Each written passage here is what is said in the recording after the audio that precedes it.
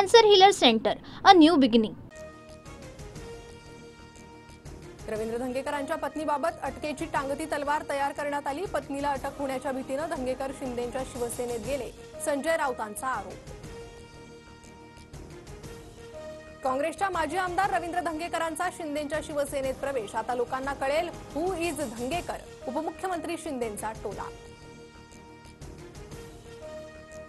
सत्तेत आल्याशिवाय सर्वसामान्यांना न्याय देता येत नाही. शिवसेनेत प्रवेश केल्यानंतर रवींद्र धंगेकरांची प्रतिक्रिया.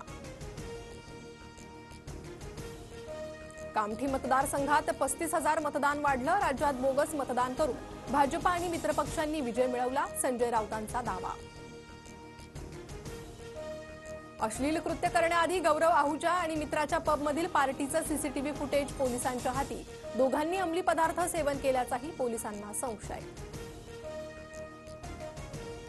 अर्थसंकल्पात भाजपच्या मंत्र्यांच्या विभागाला सर्वाधिक निधी. अजित पवार गट दुसऱ्या आणि शिंदे गट तिसऱ्या नंबरवर.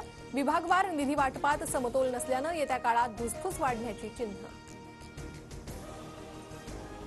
इंद्रजित सावंत धमकी प्रकरणी प्रशांत कोरटकरला आज हायकोर्टात हजर राहण्याच्या सूचना. कोरटकरच्या अंतरिम जामिनाविरोधात राज्य सरकारची हायकोर्टात याचिका.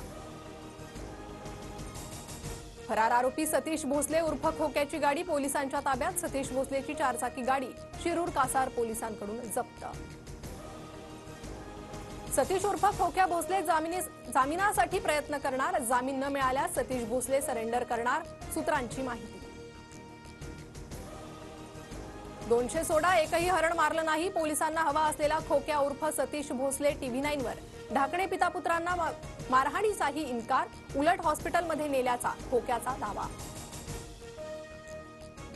संतोष देशमुख यांच्या घटनेच्या निषेधार्थ बुलढाण्यातील चिखलीत सर्वपक्षीयांकडून बंदची हाक. मारेकऱ्यांना फाशीची शिक्षा होण्याची मागणी.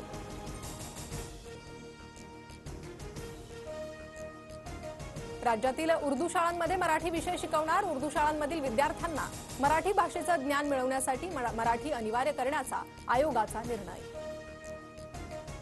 मुंबई पालिकेत काम करणाऱ्या 580 कंत्राटी सफाई कामगारांना कायम सेवेत सामावून घेण्याचा प्रशासनाचा निर्णय. कामगारांच्या 25 वर्षांपासून सुरू असलेल्या लढ्यास यश. संपत्तीच्या वादावरून भावानं पोलिसांसमोरच भर रस्त्यात बहिणीवर बंदूक उगारली. अमरावतीच्या बेनोडा शहीद गावातील धक्कादायक घटना. होळीसाठी मुंबई ठाण्यातून कोकणात 195 जादा एसटी बस धावणार. सोमवारपासून जादा बस धावण्यास सुरुवात झाली असून 17 मार्चपर्यंत बस प्रवासी सेवेत राहणार. पारा 37 अंशावर पोहोचल्यानं मुंबईकर चिंतेत. आज उष्णतेची लाट येण्याची शक्यता. तर नाशिकमध्ये आज येलो अलर्ट जारी. पारा 40शी गाठण्याची शक्यता. चंद्रावर अनेक ठिकाणी बर्फाचं अस्तित्व. चांद्रयान 3ची नवी माहिती. बर्फाच्या कणांमधून त्यांची निर्मिती आणि इतिहासाबद्दल वेगवेगळ्या गोष्टी समजू शकणार. भारताचा चॅम्पियन कर्णधार रोहित शर्मा, पत्नी रितिका आणि मुलगी समायरासह मुंबईत दाखल. नवी मुंबई विमानतळावर रोहितची झलक पाहण्यासाठी चाहत्यांची मोठी गर्दी.